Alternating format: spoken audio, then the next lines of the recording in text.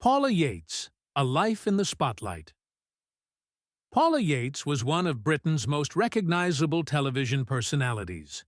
Witty, glamorous, playful, and unforgettable.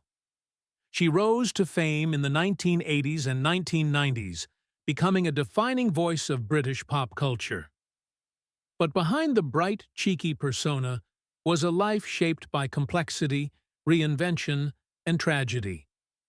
This is the story of Paula Yates, a woman who lived entirely in the spotlight. Paula Elizabeth Yates was born on the 24th of April, 1959, in Colwyn Bay, North Wales. Her mother, Elaine Smith, was a showgirl, actress, and writer of erotic novels. Her father, as she believed for most of her life, was Jess Yates, the presenter of Stars on Sunday. Paula's childhood was unconventional. Her father's career collapsed after tabloid scandals in 1974, and the family faced intense public scrutiny. These early experiences shaped Paula's sense of identity and her complicated relationship with fame. Years later, Paula discovered that her biological father was actually broadcaster Huey Green, a revelation that added yet another layer to her already complex family story. Paula's career began in the late 1970s, but her breakthrough came in 1982 with Channel 4's music program, The Tube.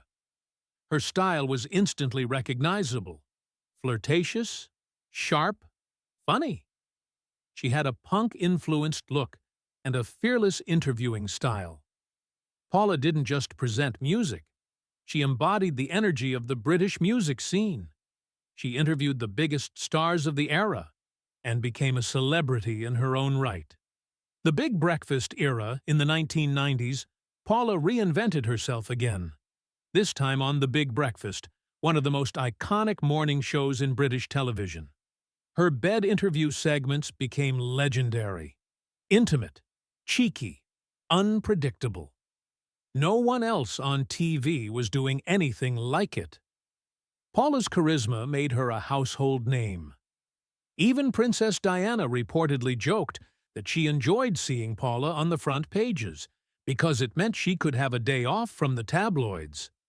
Paula expanded her brand with books, perfume, and lingerie.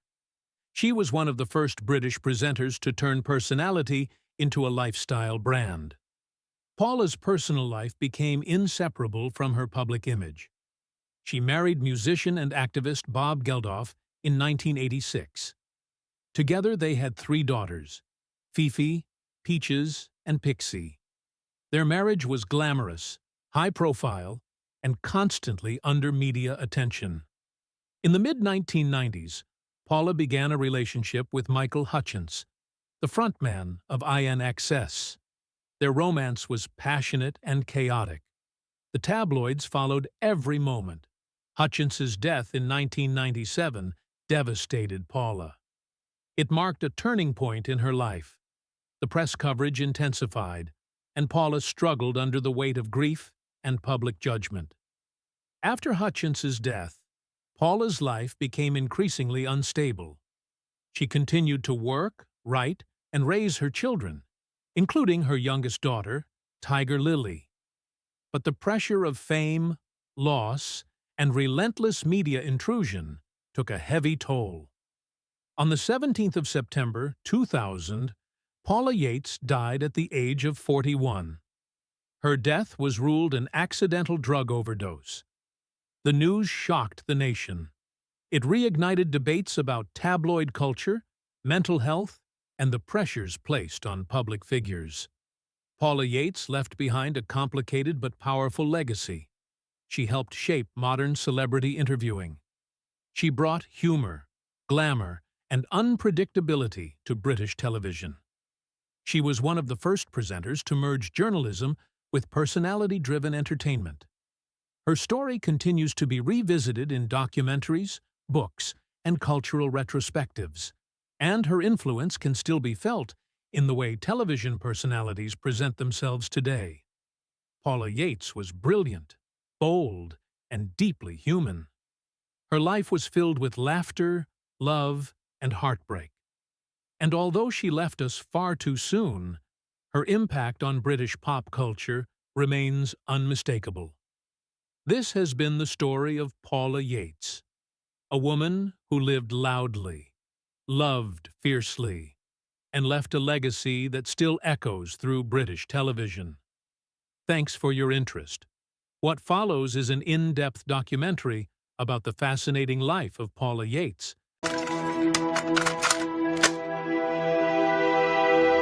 I remember walking into the room, and the room was just completely still, and Paula was sitting at this table.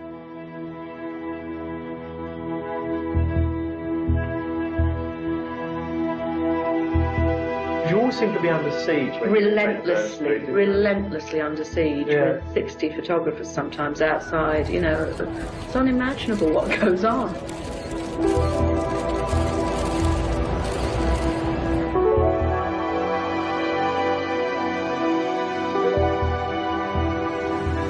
Nobody prepares you for this. You don't get a textbook for this.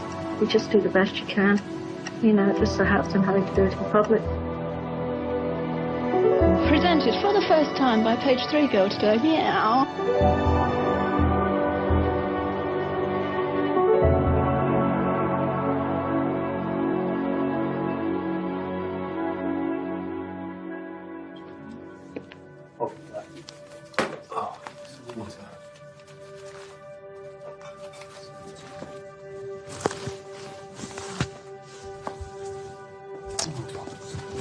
What's going through your head thinking about her now? Does it feel like a long time ago? It's strangely emotional.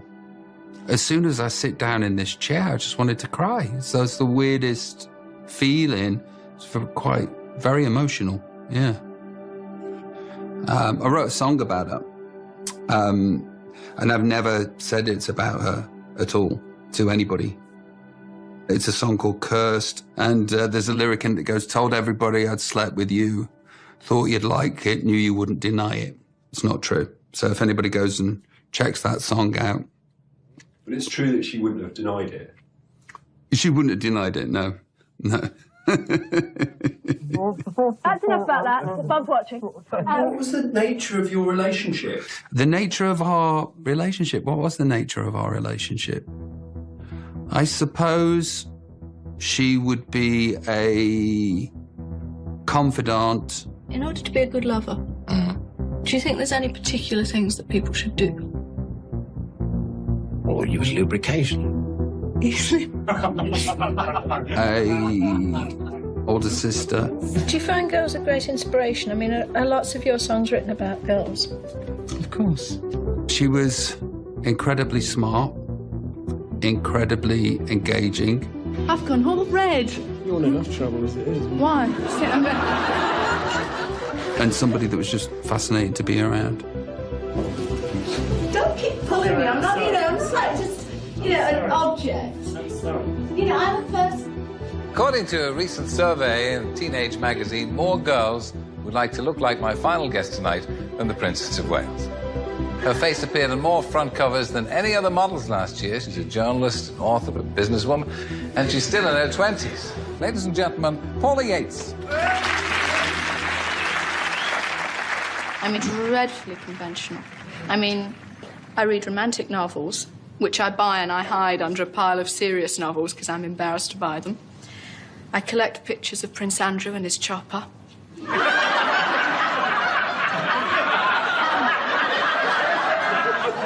And I'm frightfully keen on Doris Day films. Well, the ones with Rock Hudson, because then I pretend it's you and me.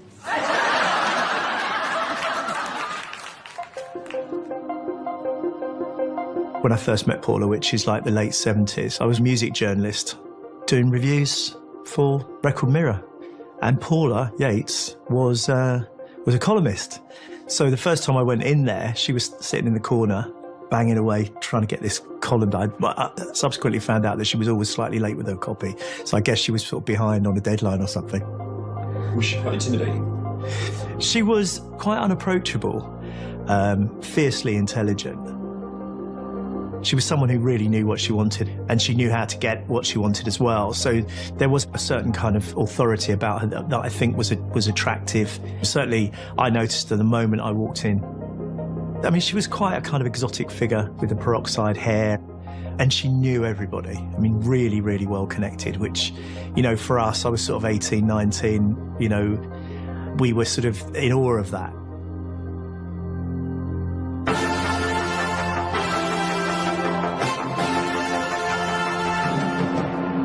Good afternoon. It's a pleasure to be able to say to you, welcome to Channel 4.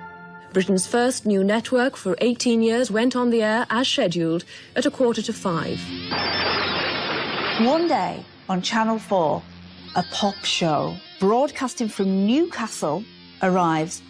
You know, bands are coming on and they're playing live and it's bumpy and it's weird. And then Paula Yates appears and she looks incredible. Well, here it is, the studio where it's all going to be happening. For the next 5 months, you're going to be able to see live music, interviews. It was a pivotal part of my life. I must have been 7 or 8 years old. You know, you looked on television, I didn't want to be a Blue Peter presenter. They're such lovely colours, you see, brilliant, aren't they? just like a bishop's mitre. I didn't want to be Anne Diamond. I didn't want to be the girls on Miss World. For me, Paula Yates was an icon. She was everything, all plates spinning at once. Everything a modern woman could be. But you can tell that this is live television because I am sitting on my foot because I wasn't allowed to go to the loo before the show started. However, there are so many girls on tonight's show that even the crew came out of the pub early and the whole place has the overpoweringly erotic smell of Brute. She flirts and she's sexy and it wasn't just kind of harmless, coy kind of Princess Diana flirting. This was proper sexual Marilyn Monroe, but mixed with kind of an enemy, cool slant. Now tell me, Sting, what we really want to know is how come you get your gear off so often? Virtually every picture, you've got your shirt off, so come on. Now come. Well, I don't know. That was part of the magic of her, that every time she appeared on television, interviewing some gorgeous, sexy man, you could almost feel her playing footsie under the table. Our next group, I'm not allowed to introduce because you might have thought that the lead singer had given me one. Well, in fact, the lead singer, in fact, did give me one of these records, which are their brand new records.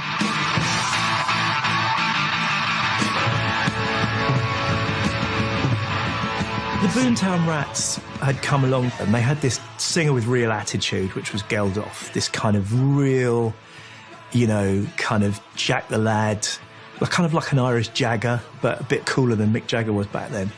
And so when Paula came along and hooked up with him, well... Paula Yates was probably my best friend. We must have met in the 80s sometime. And we lived very near each other, like literally in the next street. She was pregnant and I was pregnant at the same time, and that's kind of was more of a bond. And then when the kids were little, when we used to take them to the 1 o'clock club at Battersea and hang out, and that's kind of how we became friends. Because, of course, they made it for me just after I'd had my baby. And, of course, the minute I'd had her, I wanted everything to be skin tight and have to be wedged into it with a shoehorn. She was kind of like a cross between Marilyn Monroe and Mary Poppins, you know. That's how I think of her, really.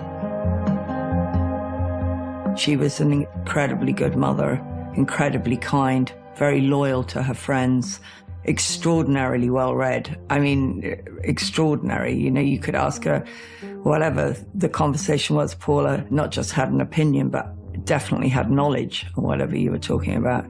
But she kind of came across as this ditzy blonde, but she definitely wasn't. She needed somebody who had her back and who understood her and was a friend. So, yeah, we had a lot of fun. Just kind of do normal things you do with your friends. And then things changed. Yeah.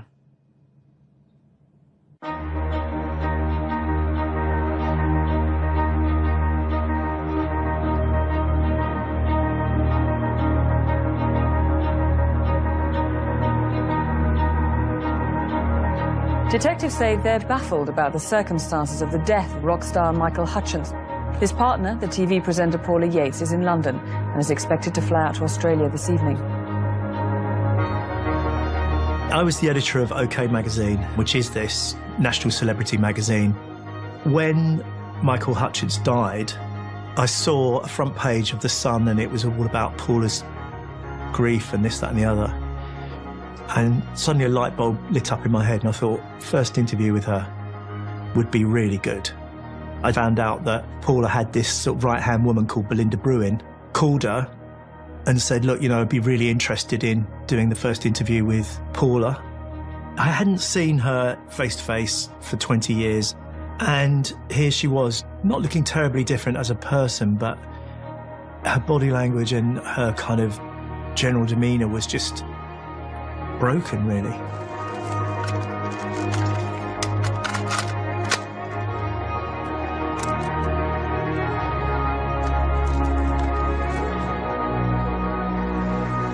I'm not that old, and yet I just think this is it.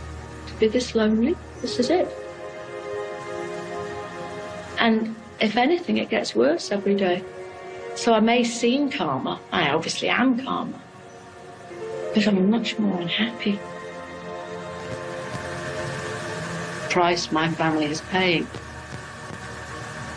it's unbearable. It's just literally unbearable to us all, and to me it's just almost unlivable on a day-to-day basis.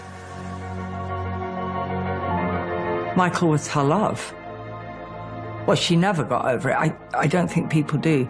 They just learn to live with it. Paula didn't really learn to live with it. That was the problem. It was a big black cloud every single day, and to get away from that was very hard. Well, what do you think? I mean, people keep saying to me, you know, she'll die. Everyone says that to me. I know they do. It's kind of a weird feeling that everyone's waiting for you to die. You know the story about I got sent my obituary by accident by one of the tabloids. Headline Suicide Blonde.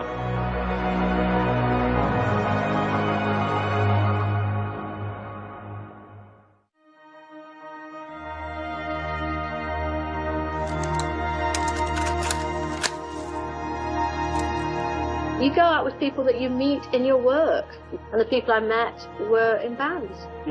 So that's the way it went. I was born to stand at the side of a stadium wearing an apron.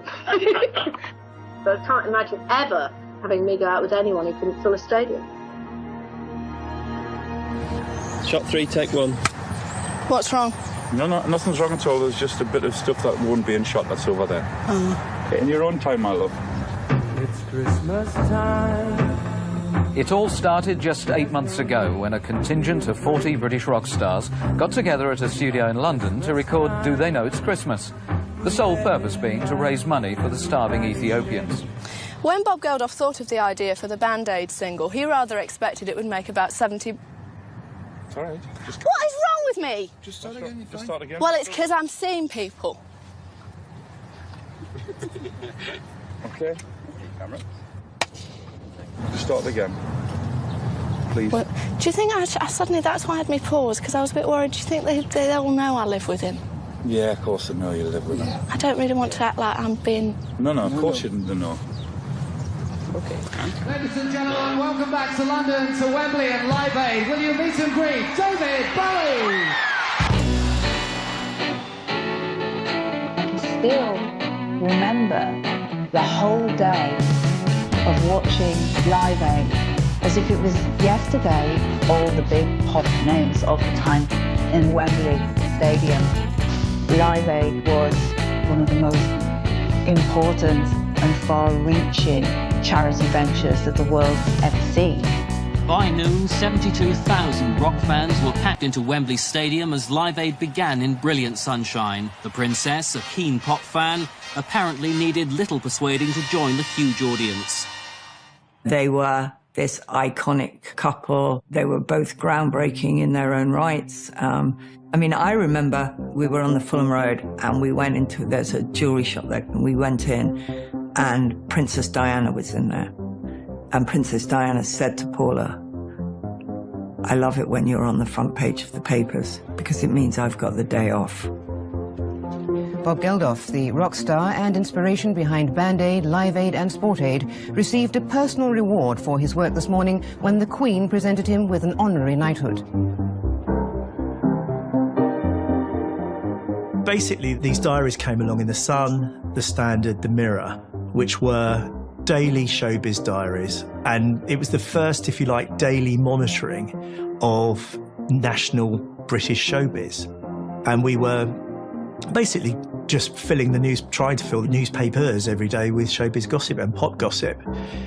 And that was the massive change that Paula and Bob were in the middle of. The Geldofs, because they would be people that journalists like myself would be keeping an eye on. If they had a row or there was a bust up, they'd be photographed, there'd be people try and get words with them. It was a lot of chasing around. Getting into cabs and, getting pictures quickly developed for the next morning and all that stuff. It was a great time to be a journalist, actually. Blonde and blondes, and you've wanted to be a blonde since how old? Since I was 6, but my mother, sensibly enough, wouldn't let me. Sorry, I just have a quick. And what she did instead was she had this blonde wig, and I used to wear it all the time. Finally, a halt was put to the wig borrowing, because I arrived at one of her dinner parties wearing the wig, came down the stairs, Winsiette pyjamas, wig, and her diaphragm on the top of my head. So that was that. The wig was snatched away. That was the end of that? That was the end of that. So when did you actually become blonde yourself? I became blonde when I was 12. The real blonde, the blonde that we... Like this. Yeah. She came in very much in her style that was, 50s dress and peroxide hair. And she was great and irreverent. And I can remember all those days of David Bowie coming in and Paula Yates trying to pay with a plastic bag full of change and things like that. I saw her a lot, 3 times a week, 4 times a week. It was every shoot that she did, and she did a lot. Nobody else did her hair. Really, the whole way through? No, not at all. Not at all. And I can't say that for everybody. I mean... Did you become friends? Yeah, we did. I think, you can't work for that long, know that much, and not become a friend. She'd be quite frivolous. I mean, I can remember I got a call from Bob at 7 in the morning, and it was more or less on the lines of, for fuck's sake, can you get here? Because she's not having this baby until she's had her hair done. But that was her way of doing it. And of course she did. When she came out and presented herself to the world, she, on each of the occasions of a birth, was in full Paula regalia, hair done and, I'm ready for the cameras. So that was her. I suppose she just knew her market. Today is the day, of course, my perfume comes out. Yes. Would you like to sniff me? It's, Are you uncontrollable? Terry, it's strong. be honest. I'll say it that is for you. potent. It is a potent. It's a good word, yes. So, powerful. I'm utterly thrilled with it because of the effect it has on men. Yeah. Paula is doing what is now, through today's eyes, incredibly natural. You have a perfume and you have a lingerie brand. They're just spin-off things. You make money, you bank money. That's coming out and then followed by my underwear. Followed by the underwear. I know. So, Paula Yates smells in her underwear. Before Kim Kardashian, there was Paula. Did you get a sense that she was happy? I really don't want to get into the Bob and Paula stuff, really, I don't. At the time, there were allegations about both of them in the press. Well, Paula Yates didn't just date and marry a rock star. She lived her life like a rock star, almost like a male rock star. And the rumours would always be that she was basically shagging every single one of these men. I don't know if she did. I hope she did, because these were some of the most gorgeous and sexy, virile men in their prime of the 80s. Every once in a while, the Tube does something to make everyone happy, and this is it. So you have to put down your baked beans, you have to stand up in your living room, you have to take off your vest because you're going to get so hot, because it's just the best singer you're going to see all year. That's it, there we go. Perfect. Terence Trent D'Arby has got a voice that you just want to kill for, and here he is in his first TV performance with his debut single, If You Let Me Stay.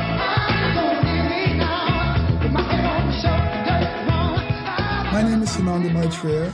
I was previously known in another life as another thing.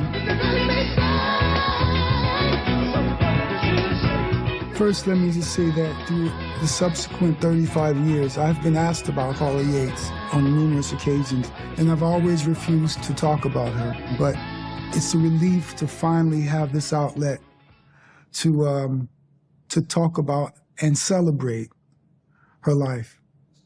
Do you remember meeting Paula? Yes, I do remember meeting the madam.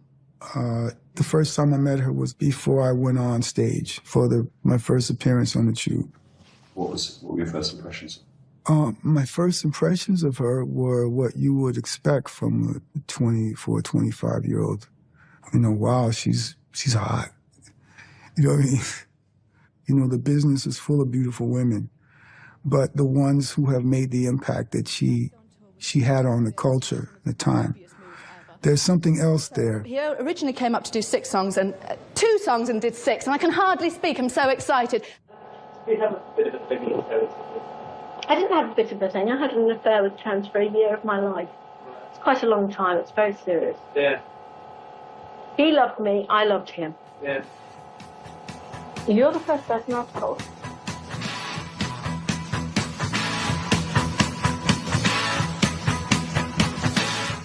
So I'm in a hotel in New York, and I get this call from the front desk telling me that there's a gentleman downstairs who would very much like to meet with me.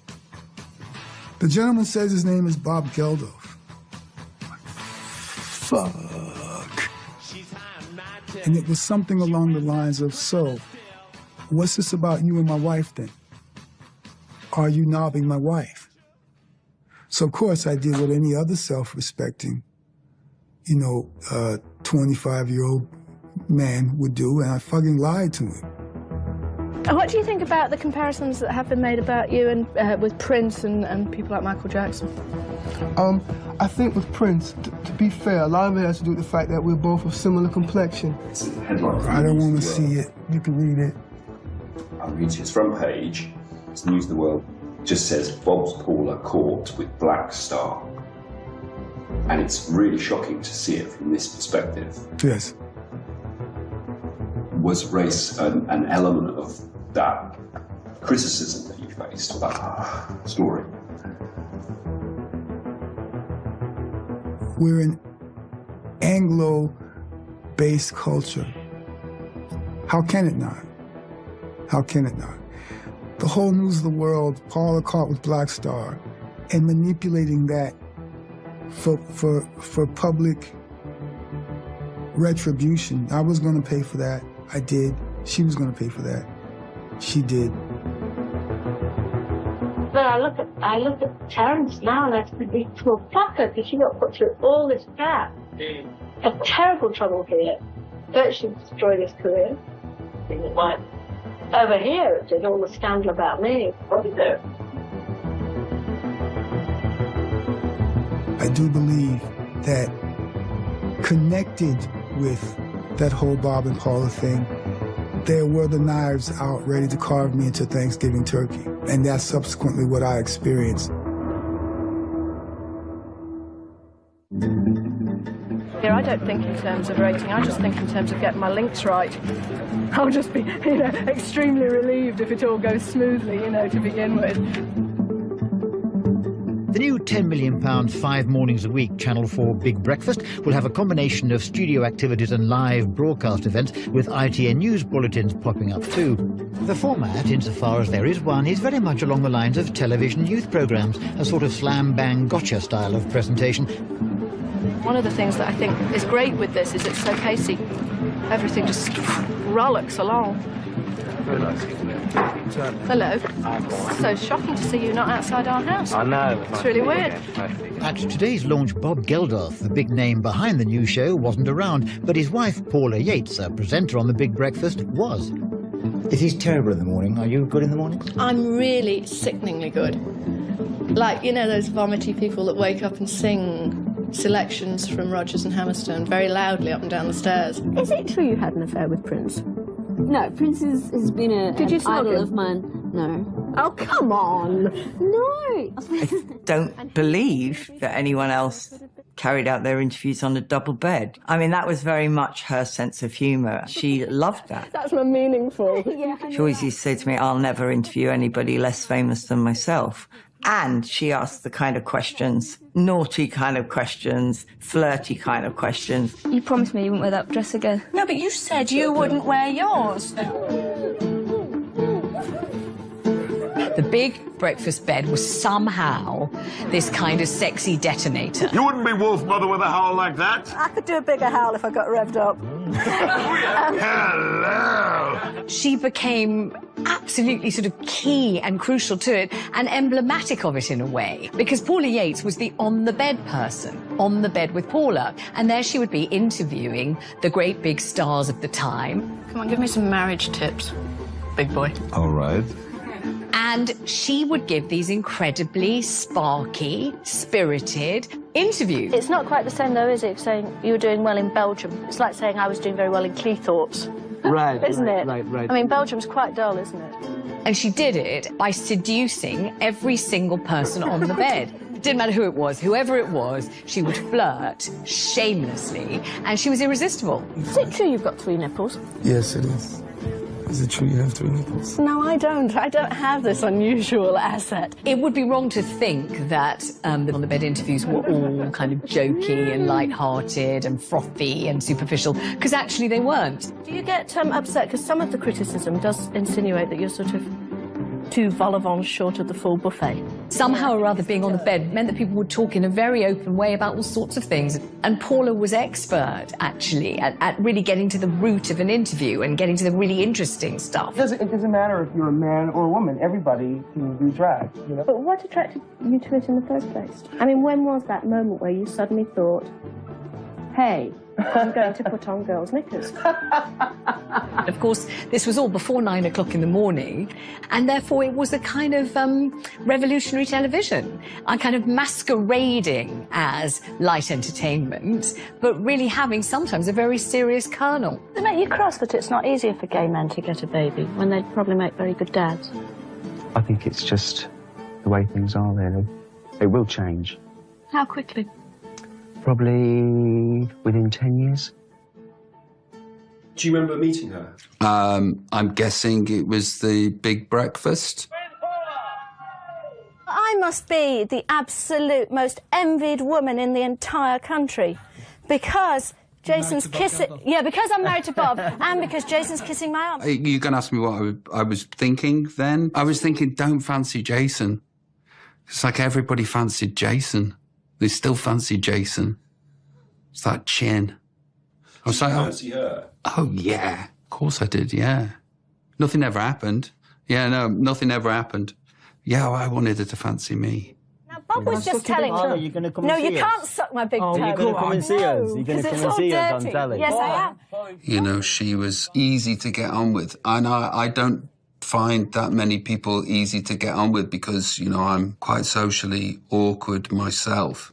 So when you find people that you do feel comfortable with, they make an impact. And when it's somebody as exotic and intoxicating and as smart as Paula, it leaves a lasting impact. But I suppose when you think about it, there's only really one interview that everybody remembers, and that was her interview with Michael Hutchence. This is a guest that has everything that a rock star needs to have. Danger, talent, curly hair, and Australian subtlety. And for the first time, this is a guest that I want to have my leg over. And it is It's the fantastically talented Michael Hutchence. Hi. Were you always very forward? Am I forward? Well, a bit. And you're talking. It was quite an outrage. I mean, I remember her legs were kind of entwined with his, and he was a bit, well, not taken aback, but you could see he was blushing, but you could see a connection. I mean, there was definitely a connection. I mean, the funny thing was, she for years had a picture of Michael on the fridge. And it said, "Love Dog." And Bob came down and I think he wrote "cunt" across his picture. And do you think you're going to get married? Straight out of a club. What? Do you think that you'll get married? No. Why not? We're happily unmarried. Are you? Why don't you fancy getting married then? I just because everyone wants us to get married. I don't. I know, except for you. Oh, it's a terrible, terrible idea. Terrible idea. How quickly after that interview did they get together? 5 minutes. In the green room. No, don't put that in, for fuck's sake.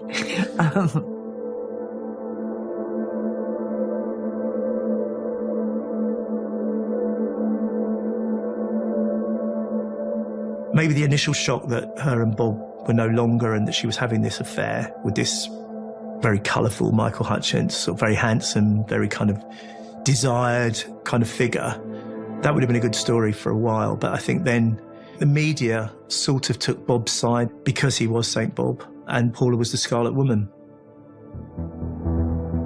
Did she get it worse than most? Absolutely, beyond doubt. All of the things that made Paula so lovable when she was in her 20s, the fact that she was gobby and anarchic and sexual, all of those things by the time she'd got into her late 30s, they were no longer attractive to lots and lots and lots of men in media, and women too, but it was mainly men. And I think that the way that she was, you know, pilloried and picked on was incredibly heartbreaking.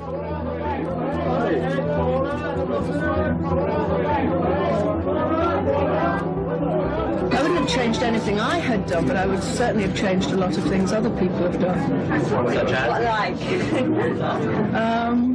Just the general coverage, you know, I think that's been quite difficult to deal with.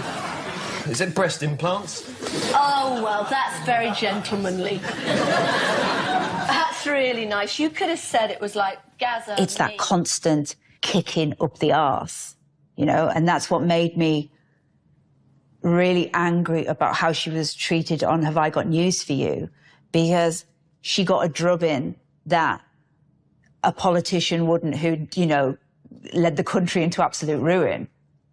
And what had she actually done? What was it that Paula Yates did that upset you? What was it? It's a big secret, though, isn't it? Your breast implants. I mean, you certainly kept it quiet. Yeah, I was straight on the phone to somebody with a greasy shirt in Wapping saying, please discuss my breasts with the nation. And can you buy the rights of my book? I think it's always been very difficult to be a woman with multiple layers to you. I mean, if you were a sort of dolly dealer, you know, you're pretty and bosomy and where all you had to do was giggle or something like that and be, you know, cute and whatever, that was one thing. If you were sort of clever blue stocking, and you weren't supposed to be pretty or attractive, you were just supposed to be clever, that was another thing, although people didn't much like that because they didn't much like clever women. But to be lots of different things were just confusing and pissed everybody off. You know, what are you for? Am I meant to want to masturbate about you? Am I meant to want to have dinner with you? Am I supposed to marry you? What am I meant to do? And I think particularly vocal women. It didn't really matter what you were saying. It was much more that you were saying it. So Paula Yates was extremely vocal, and that alienated a vast swathe. Oh, it's terrible bloody media intrusion. Look, the camera's here, Paula. She wasn't invited on this show. Please stop being unkind. Don't be unkind. He's professional. What was it that really upset people? Is because she was shameless. She refused to go cap in hand to these people and rebrand herself as being holier than thou. And she was absolutely pilloried at every turn.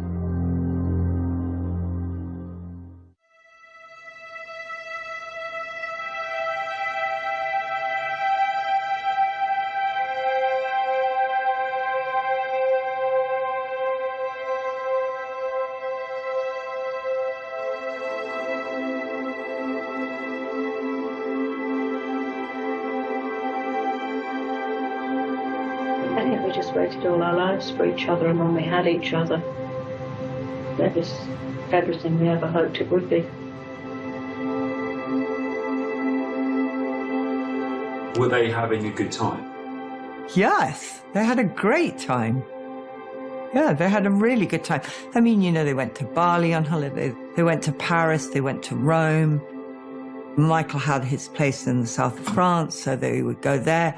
And yeah, it was fantastic. And it was great to see them, and they were so happy, and they were really, really in love, you know? I know Paula to be incredibly playful and get sucked in to things of the moment, you know, and so I can only assume that she just got kind of sucked into the power of Michael. I can certainly remember when he was going out with Kylie, and there were a number of clients that went, oh God, how's that going to turn? You know, so he already had this reputation of being fairly wild. I suppose there was an instant where I'm thinking, is Paula going to succumb to that? You know, when he was with me or the children, it just wasn't his lifestyle.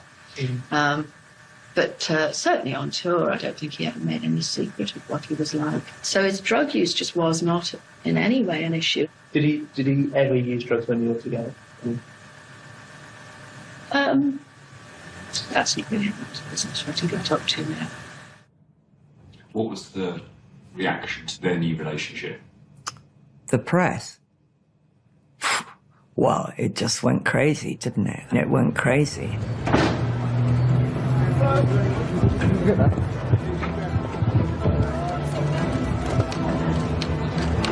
See you later, mate. The whole thing with the phone tapping and, you know, all of that. I mean, the phone tapping was almost laughable. You could hear it.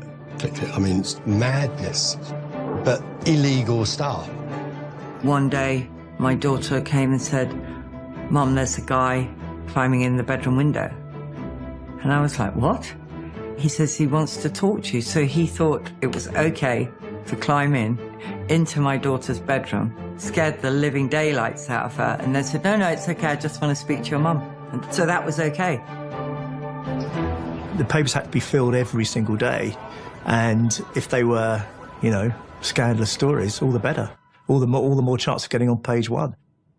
How do you feel being part of that? I was doing my job, is what I felt. And, you know, my job was to report on a story that was of public interest. And I look back on it now, you know, I don't regret anything, because I just don't. You know, I did what I did at the time for the right reasons. But I think I could see how sometimes it would be too much for people. And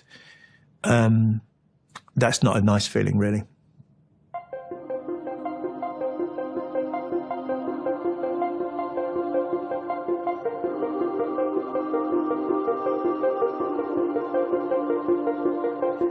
So, you know, I look back on that night as just being the best night I ever had with Michael. The most fun. I've never laughed so much as Michael delivering a baby with the midwife. And I was so sort of on my best behaviour because he hadn't had a child before. I wanted him to have good memories for the next 27 of them. And then, you know, it only took a few hours, and there she was. It was really easy. It was great. She was fantastic. It's like being a new dad, Mike. It's beautiful. I mean, it's fantastic. I'm on cloud nine, you know, what can I say? Michael looked so happy. He was so proud of his little child. Well, Michael was born just after my 12th birthday. We had this relationship where I was his sister, but I was his mother too. This is very soon after Tiger was born. It's at Michael's villa. Paula with Mother and Ross. They all just really loved this photograph. And Paula, this way, please. the press surrounding that whole thing with Michael and Paula in London was a big deal.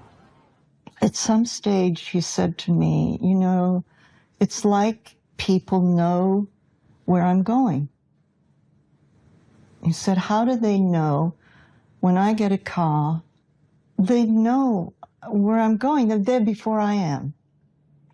You know, I had my suspicions that Paula was making some calls, even though I didn't really know her well, but there was something about her background that made me think, yes, they knew where he was going. He said, they're always waiting for me with their cameras. It's just really hard to live here.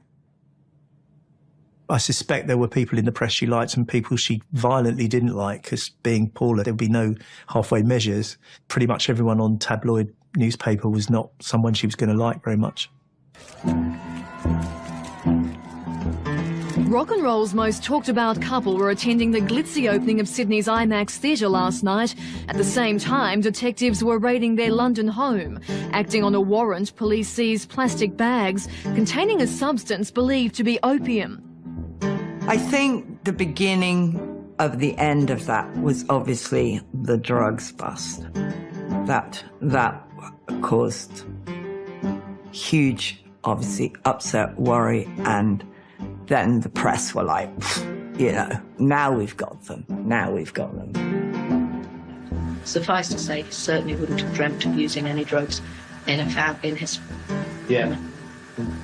But you're No, I saying think that it that never came I into think family life. No, it didn't. So it wasn't like a police raid? No, not at all. The police didn't bust them, did they? You know, the nanny found them. Paula Yates has arrived back in London to do battle with her former husband, Bob Geldof, over the custody of their children. She cut short her Australian trip after a drug raid on the London home she shares with her partner, Michael Hutchence. Well, I've just come back to fight for custody of my children. I've had to leave Tiger behind in Australia with her dad. In the end, there were no charges, but, you know, it's still there in the press, so that's still true.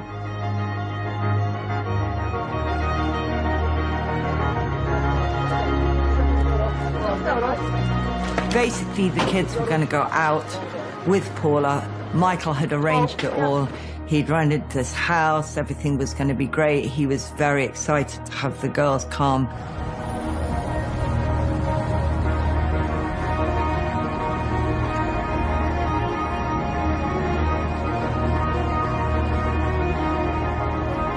Bob decided against letting the girls go to Australia. And so we had to go back into court. And then I couldn't get to Australia unless I'd left my girls behind.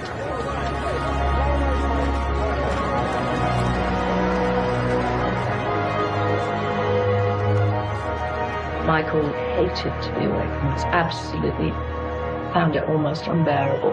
And I think it was crushing disappointment when I rang him and told him. And it's funny because I left the court and I turned to my barrister and I said, this will kill Michael.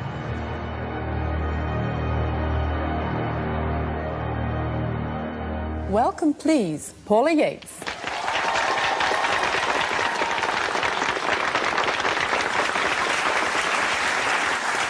Well, Paula, I must say I found this a fascinating book, but it is rather an unusual subject, isn't it? Yeah. What gave you the inspiration to write this book? Well, what happened in the first place was I was trying to think of a way I could get my picture on a book. Right. I wasn't bothered about writing anything or anything else. I just wanted to have a photo session. How do you approach a rock star and ask him to pose in his underpants? It's quite hard. You get them drunk and say, get them off.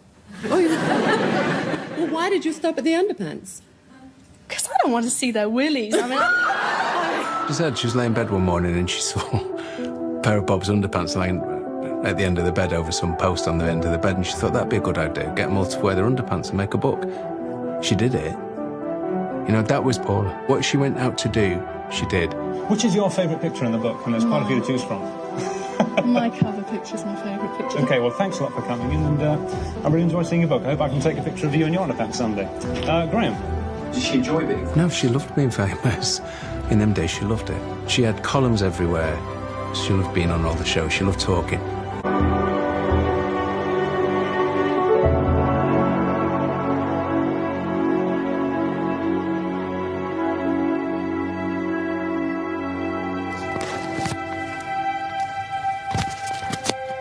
Well, Paula, I know that you write a column for a music paper, and it's a very sharp... I find it a very amusing column. I love it.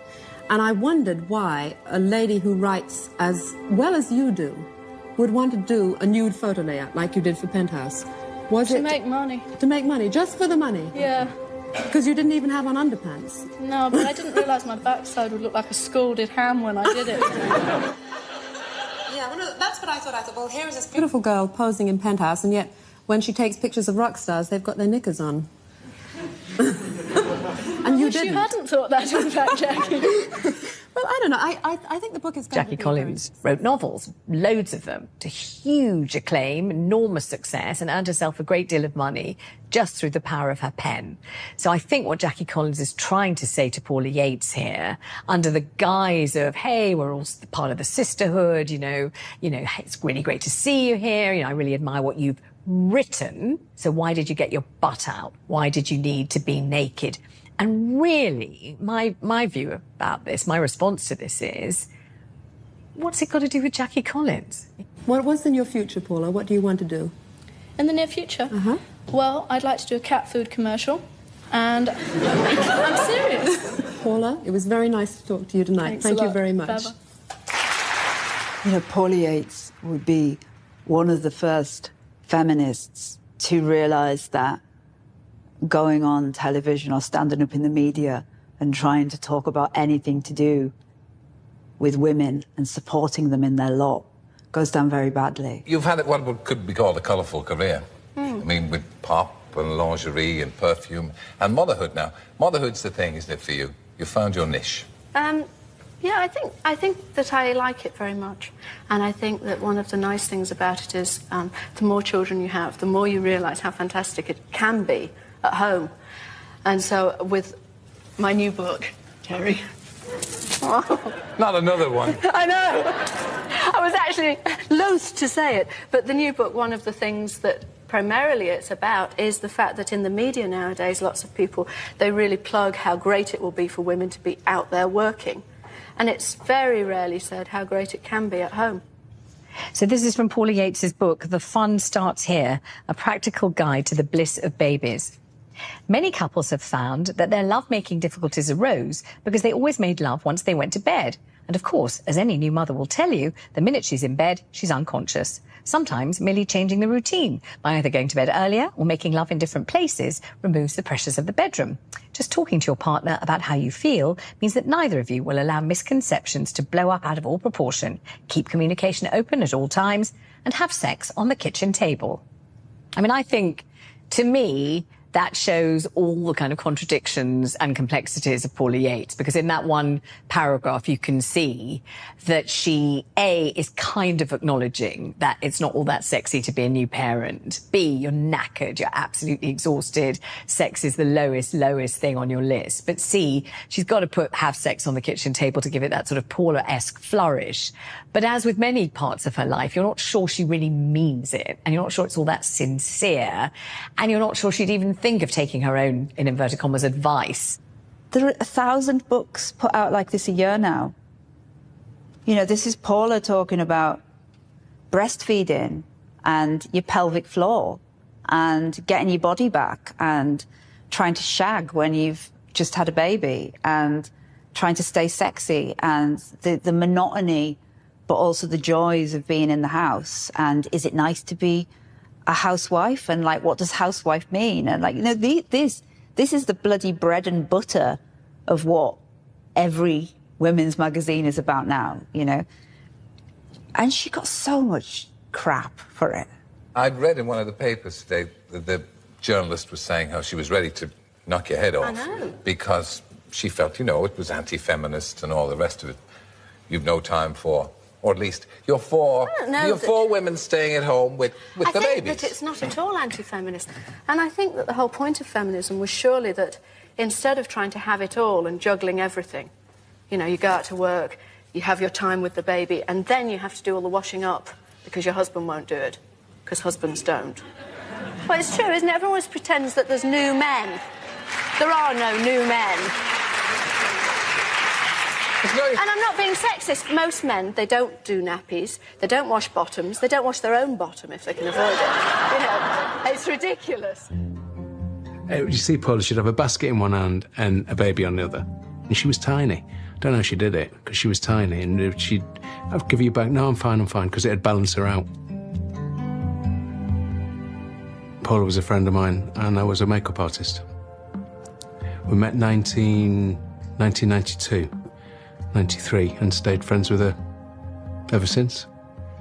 How was she different on camera, or her persona? How was she different to in real life? She was quieter in real life, and she was quite, you know, she loved being with the kids. She was a mum. When you read some of the books, it's all about the village life and, you know, baking cakes, and that was her, like, you know, escape. Sounds like a really innocent time. It was. When does that start to change, and how did you see that affecting Paula? When she got together with Michael, that's when everyone seemed to go for her. It was very much like she was the bad person. She'd destroyed her life. And then, you know, things happened. I think we just waited all our lives for each other, and when we had each other, that was everything we ever hoped it would be. You know, I could not have lived without him. I couldn't have begged to be without him.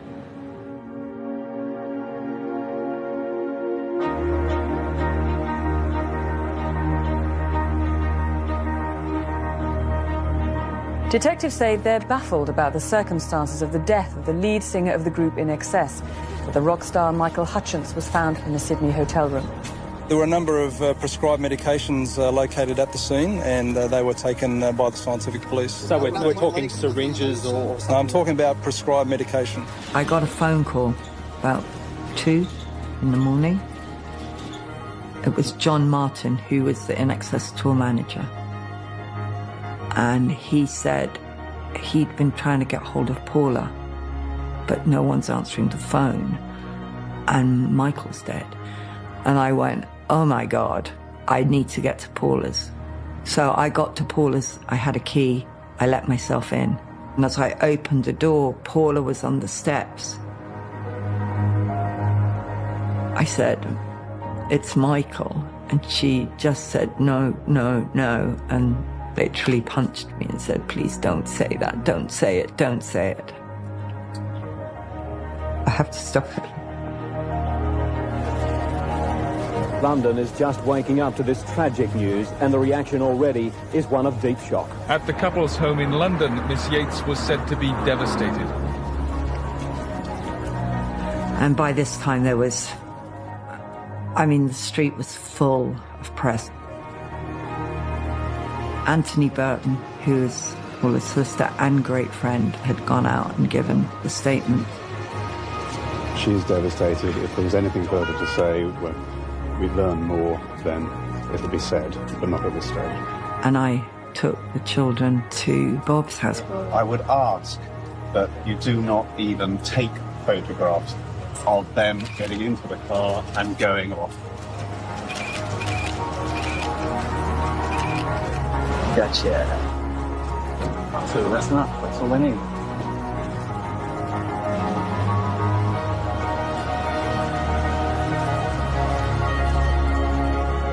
And I was driving down the King's Road back to the house, and on the radio it said that Michael Hutchence had been found hanged. And I stopped the car, and I was like, oh my God, oh my God. I just presumed that it was a drugs overdose. No one had said anything to me about anything else. She was completely distraught, and she said he wouldn't have left me, he wouldn't have left our baby. And it was then tabloid frenzy. Do me a favour, can you please go to the end of the road? Please. You know, she walked out of that house to go to the airport, and it was like everybody was there, or wanting a story, or wanting an angle on something. You know, the press had decided that she didn't qualify being allowed any respect, really. There you go. What's that? Back seat, this side. What she had in her was just drained. You can only take so much. And I think, you know, God, look what she took. That night, what a fucking night that was. The longest journey for Paula Yates began at her London home tonight. Grieving for Michael Hutchence and accompanied by their daughter, she headed for a flight to Australia. I mean, even on the plane, journalists, because they'd all booked the same flight, and even on the plane, they wanted a comment. Like, really? Really?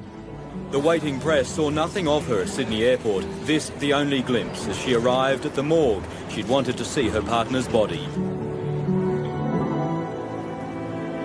I've never seen anyone dead. Have you ever seen someone dead? No, no.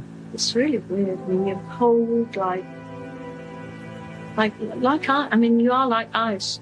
Mm. And I made the mortuary send out for a duvet. And they were wrapped in a duvet. To me.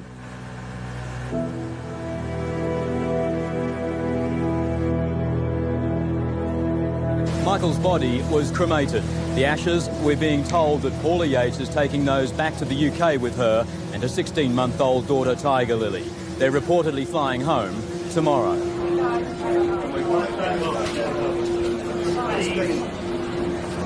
When we came back from Australia after the funeral, there was a load of press outside the house. They said they were about to reveal a secret. Something about her mum and dad. The whole thing just seemed like when you really, really thought it couldn't get any worse, it absolutely got to the worst point possible. 6, 5, 4, 3.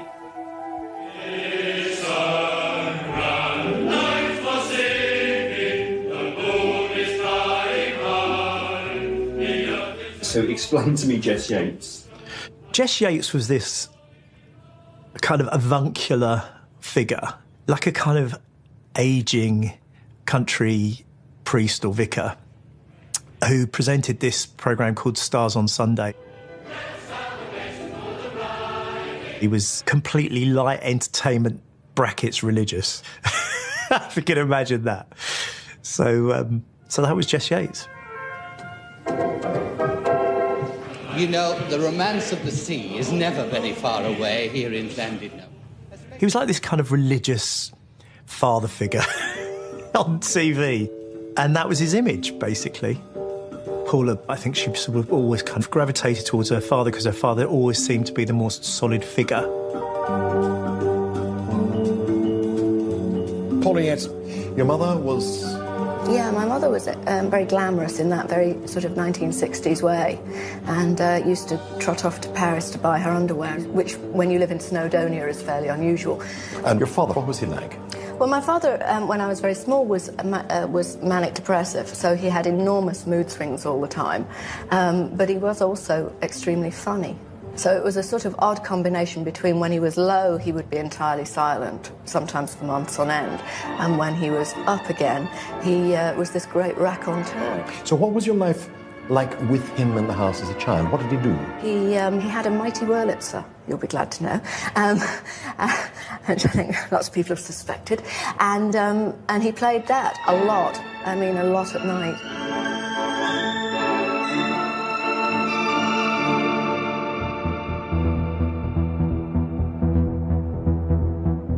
How did Paula find out about her dad? Well, when we came back after the funeral, there was a load of press outside the house. And when I arrived, there was a Conservative MP who lived just down the road who'd been found shagging somebody on Hampstead Heath or something. I can't remember what it was. And so I thought that they were there for that story. And Paula wasn't in the house, so why were they outside? But, you know, they were always outside. So I went in, and when they came out, they asked me where Paula was and was she coming back. And I said, what's this about? And they said they wanted to speak to her about the fact that Hughie Green might be her father. Hughie Green was razzmatazzy, a little bit in your face. Contestant number 1, Carol Walters. A little bit sort of lecherous. Always had girls, if I remember. So I remember speaking to Paula and her saying, oh my God, what are they going to make up next? She said, we're going to sue. So she said, please, could you call my mother? Because they weren't speaking. So I rang Helen and I asked her outright, I said, have you ever slept with Hughie Green? And she said, absolutely not. I've never slept with Hughie. This is an outrage. They shouldn't be allowed to say this. And I said, okay, thanks. That's great. That's all I wanted to hear. And I told Paula, and she said, fine. We're going to sue. I told you Hughie wasn't my father. Jess Yates is my father, and he will always be my father. And obviously, the DNA test came back, and Hughie was her father. It's Hughie Green, that's who it is. And she was beyond upset about it. She loved her dad very much.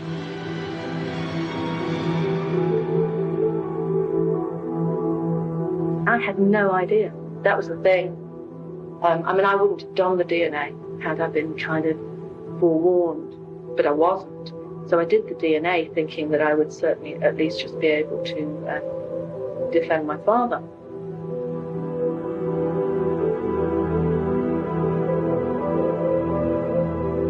The results went to my lawyers.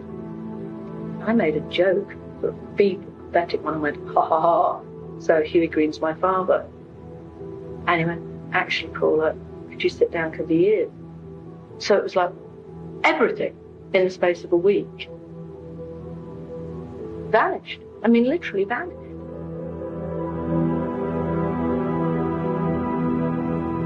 It really was. I mean, I described it at the beginning of that as a blow on a bruise, because that's what it felt like to me. She'd lost Michael, and shortly afterwards had this...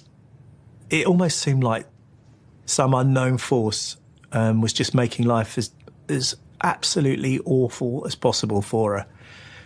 And I must admit that was the first time, I think, where I genuinely began to worry a bit about her and how things might go for her, because I just thought, where do you go from here? It's extraordinary. Yeah, it was really beyond, and I think life was pretty horrendous at that time, and that was probably her lowest point, I would say. And then, you know, she started to take Prozac, she would take Valium. A lot of the time I felt like she might never be the same again. I think she felt that too.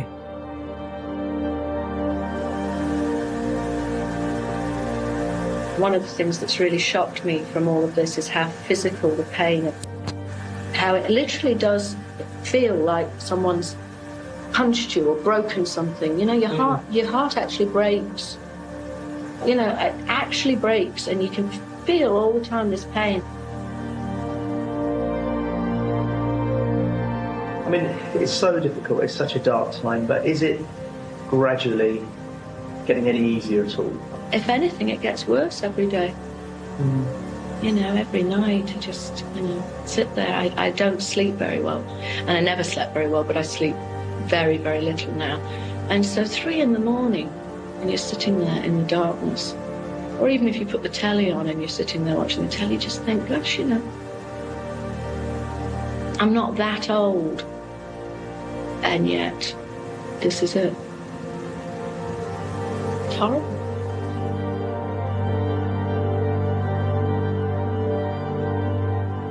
In a way, part of what this is about is that, particularly in that era, there wasn't room for people to say this is too much, or, you know, we certainly didn't know about the impact of the press on people's mental health.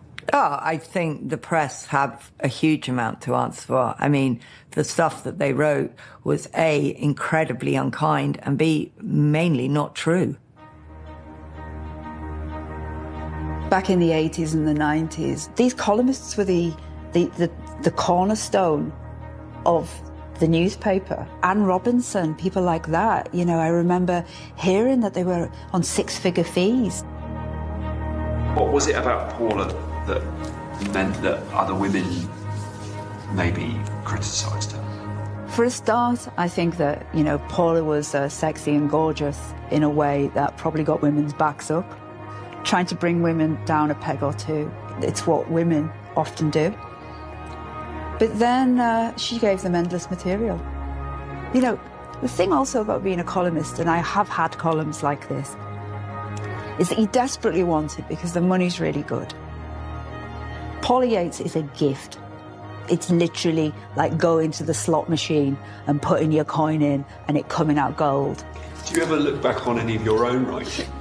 I remember reading those early columns that you would write, and they were, you know, great at that biting wit. Yeah. You know, what I wrote in my 20s and early 30s, I look back at a lot of it now and think it made people laugh, but at what expense? I mean,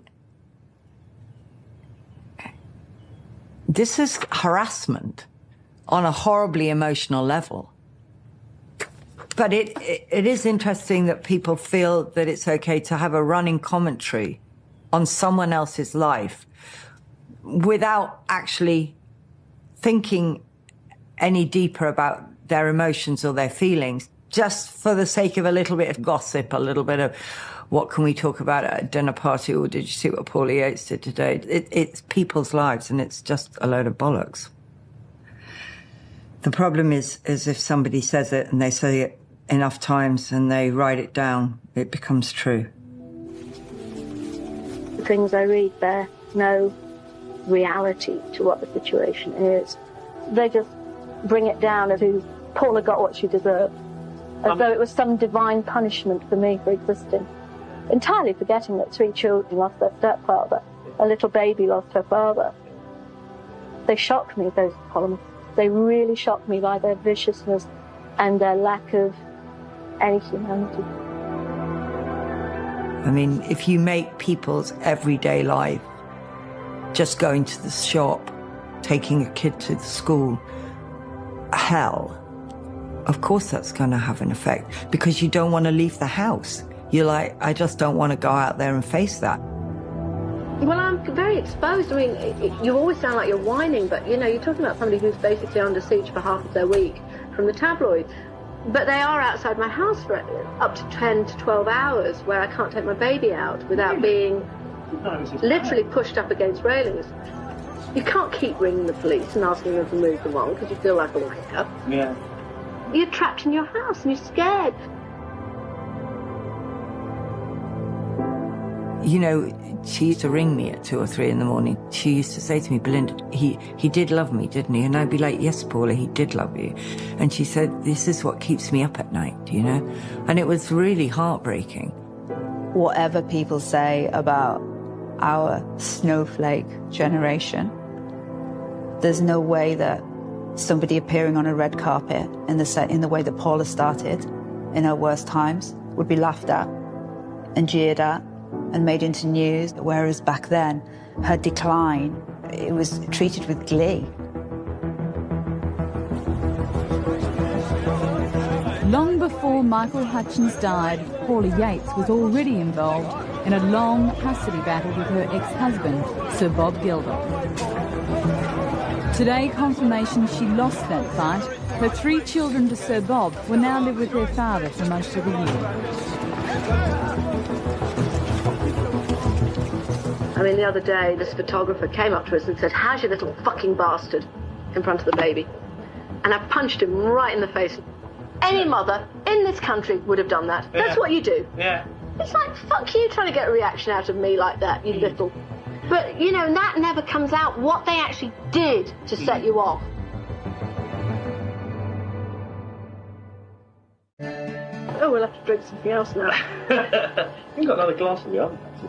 Is there another? No, you'll have to ask for another bottle, because you won't get a half bottle. Shall I do that? Yeah. We're not being too jolly, are we? Oh, I wanted to be jolly. You're in the best mood I've ever encountered you, actually, Paula. So... Oh, yes, could we have a nice bottle of champagne? Or, well, I think we should go for the Bollinger, shouldn't we? 2 glasses. Lovely, thank you.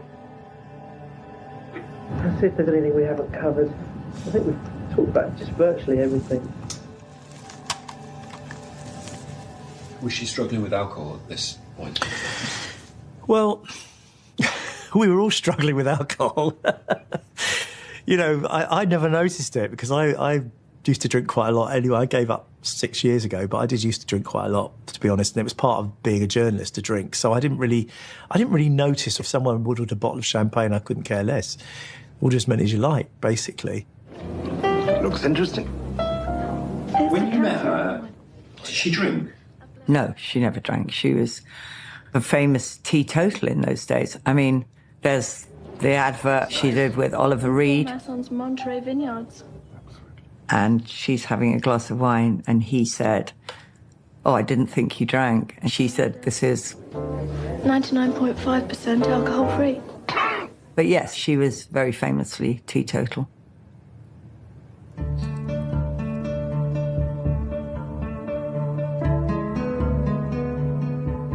I suppose, you know, Michael Hutchence's death was so awful, and I think she really was struggling, really, really struggling. I think drink was taking her out into sort of spaces where she wouldn't normally have gone. And Belinda always said to me that her drinking had got a lot worse, and actually it was a kind of a new phenomenon in Paula's life because she'd never been a drinker, not really. And I can't remember ever reading anything about her in the past about her drinking. So yeah, I think probably there was quite a bit of drinking going on. Traumatic years that have left her broken. Well, that's true, and these guys didn't help. You know, people handle grief in different ways. So she'd drink to forget. She's grieving for the love of her life, so... And for the loss of her life and many other things that were going on.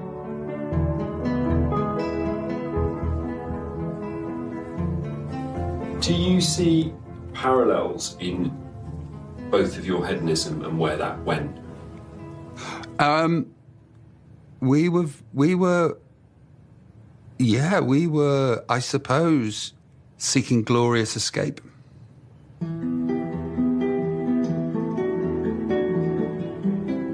I think that we both needed looking after, you know.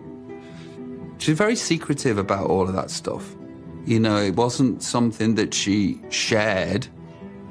And by shared, I don't mean share the drugs. I just mean shared what she was actually doing, because I just thought it was recreational party drugs, because she was dead opposed to coke. Like, if I were taking coke, I'd feel bad about taking coke because in front of her, because she was just like, dickheads take coke, which is true. But, you know, she was secret squirrel. I mean, 6 months ago, you were described as having had virtually a stroke. What actually happened? I was getting more and more agoraphobic, so I was having treatment for that, but hardly ever going out of the house. And in the end, I rang my doctor and put myself into a psychiatric hospital. I think, it's a good place. It really is a good place. They're really good people there.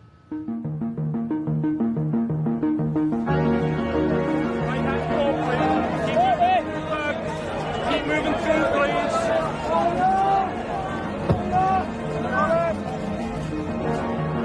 good psychiatrist who said that if you pretend you're happy, slowly you will act happy, which is actually sort of bizarre, but quite good if you're willing to try and go for it.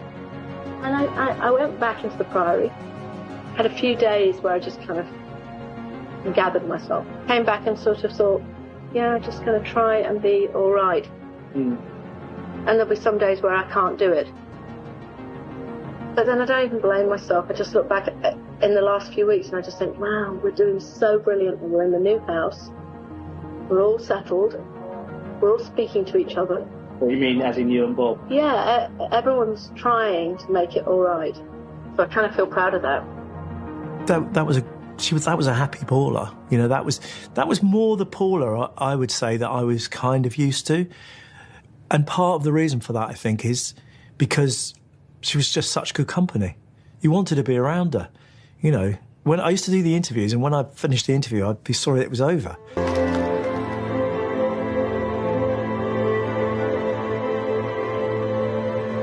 I probably changed a lot with Michael because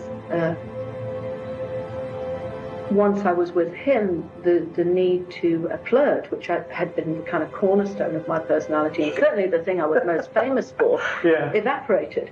Really? Why would I? You know, I was with Michael. Yeah. Which is why it's sort of interesting. When I was thinking I was going to start working again, that was something I was quite aware of, because I wouldn't have all those kind of stupid girly tricks to fall back on anymore, because they'd kind of gone. I was, you know, pushing 40. That's 4 children. Isn't it? Yeah. What would very, very happy. I was kind of curious what it was going to be like to be working again without all of that stuff.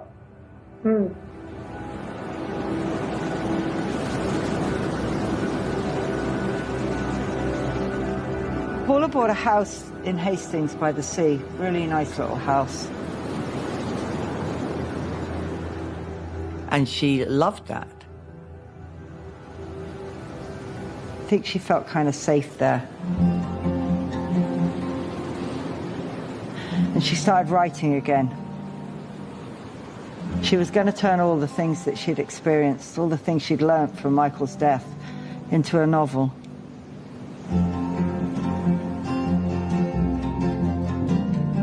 Tell me about the writing then. So far, all my writing has occurred during the fair weather, and it's going all right, you know, and I'm lucky enough that I did have, not constant diaries, because they're too nauseating and I wouldn't have kept it up, but I had enough diaries that I've been able to do the bits that I actually think people are most interested in, which is the bit where it's immediately after somebody dies, where you go to a mental institution, where you're in the bedroom next to a sex addict, where you have him wanking against the wall next to your head every time you're fucking reading the Bible. Who was this? I was put next door to a sex addict at the Priory the first time I went in, who had to then be moved. Yeah. Because he said I was interfering with his treatment. So there's all sorts of, you know, it's just kind of observations of the fact that you're in these places that normally you'd never be in. Unbelievable. Oh, and you said it started in the mortuary? Yeah, it starts in the mortuary and goes on from there. It's called Sex and Death. What's it like thinking back to that period now? Now looking at it, I can't believe how she actually dealt with it at the time and came through it. And she'd really got herself, she loved going to Hastings, and that was where I probably had some of the nicest times with her. Took Tiger on the beach, went and got fish and chips, because it's famous for its fish and chips, Hastings. Always chatted about Michael. She was going to do a new book. You know, she'd really got herself, she'd been clean for 2 years. So she'd really got herself together. This was a little bolt hole of some sort, was it? We used to go down quite often. It was just a hiding place kind of thing. Did anyone ever find you? No. Press one? No. That's maybe the great lesson to be learned from this interview is if you want to be secretive about things, one is, you know, you can keep a secret if you really try. So we came back, I think on a Tuesday at Charing Cross Station, and then said goodbye to her, and then the next time I saw her was after she'd died.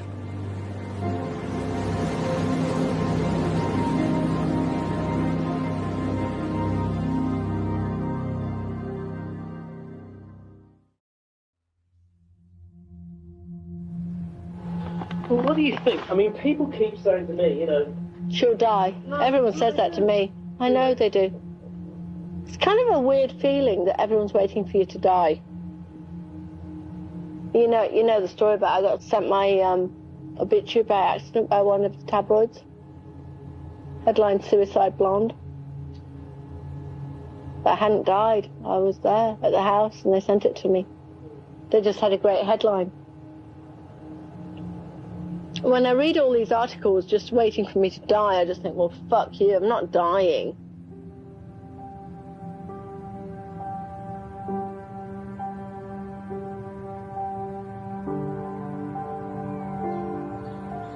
This afternoon, the body of Paula Yates was removed from her home in Notting Hill, West London.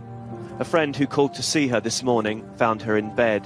Scotland Yard said her death was being treated as suspicious. Police arrived at the scene and life was pronounced extinct at 11:15 a.m. The body has been taken to Westminster Mortuary and there will be a post-mortem examination and an inquest.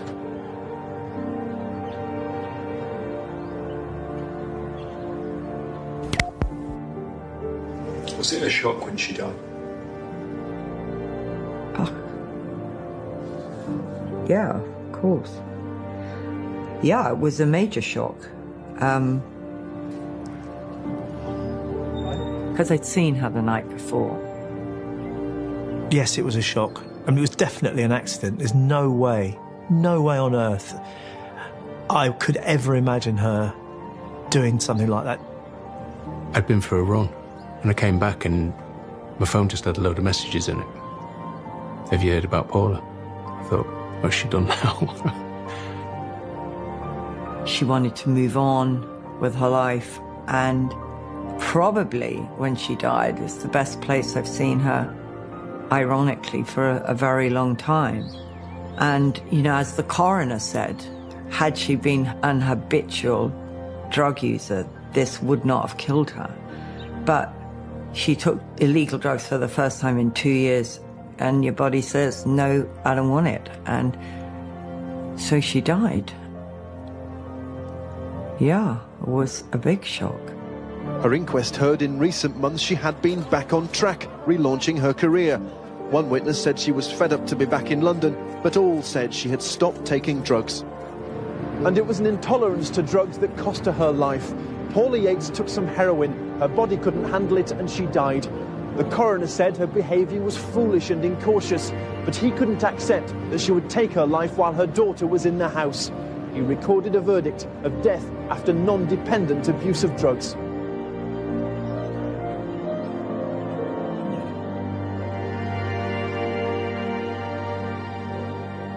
For the next 5 months, you're going to be able to see live music, interviews, my stomach getting bigger week by week. In fact, things that have never before seen on a live TV show.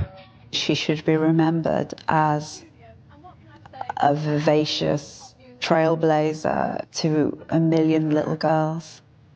That there is an exciting, fabulous life out there, and you should give precisely no shits what anyone thinks about you.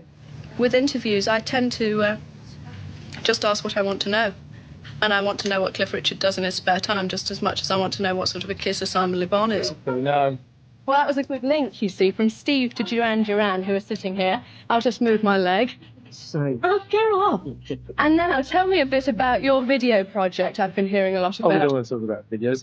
This program was supposed to be full of trivia and trite sexual innuendo, you know? I'm moving on to the trite sexual innuendo in a minute. She was such a flirt. She'd ask questions that you wouldn't be able to ask them questions today of these people because they'd be stopped straight away. It wouldn't be aired. It took great amounts of prayer to get Sting into his trousers for this interview. He spent the last 15 minutes in his dressing room with a greased shoehorn. But now, before any more girls faint, here is the man that Elvis Costello once said should be told to stop singing that silly Jamaican accent. No, she was fun. She was fun to be with. Journalist, photographer, fab girl about town, Paula Yates. I don't think of her death, really. I think of her as being alive. It's Paula because she was so alive. Oh, I'm always going to remember a fun aspect of this bundle of energy and frivolity.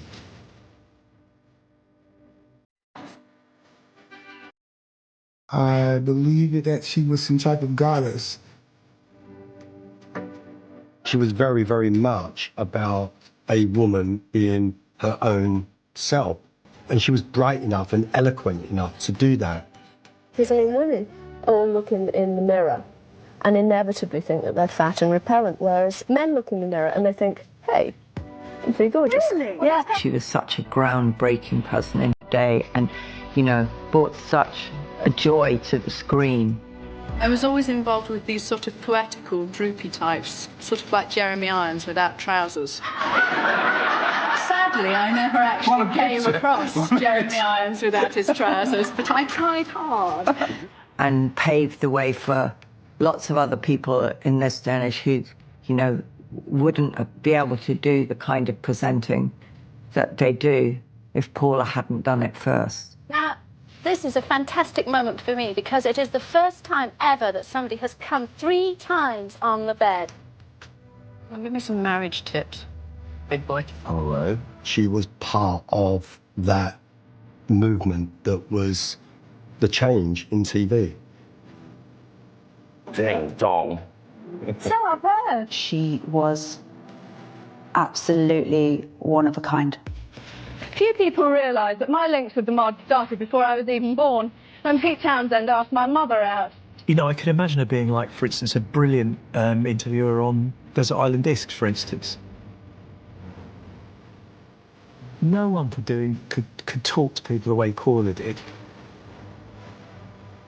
She could be pretty much all things to all people. She could be wicked, rude, crude. She could be incredibly, incredibly intelligent. You know, you really did not know with her, I think, the person that you were going to get, but you did know it was never going to be boring.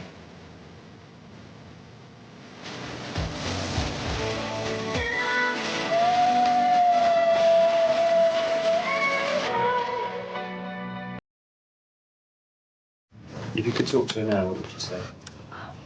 Fancy going out for lunch?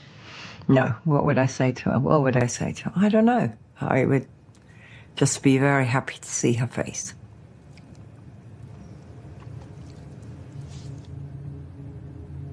Do you ever sort of look back and do you ever think, I wish I hadn't got involved in the rock world? Oh, God, no. No, I mean, looking back when you were 17 or 18, I wouldn't. was there an obvious other way? No. No. I was born to stand at the side of a stadium wearing an apron. I can't imagine ever having me go out with anyone who couldn't fill a stadium. So it was always rock and roll? Yeah.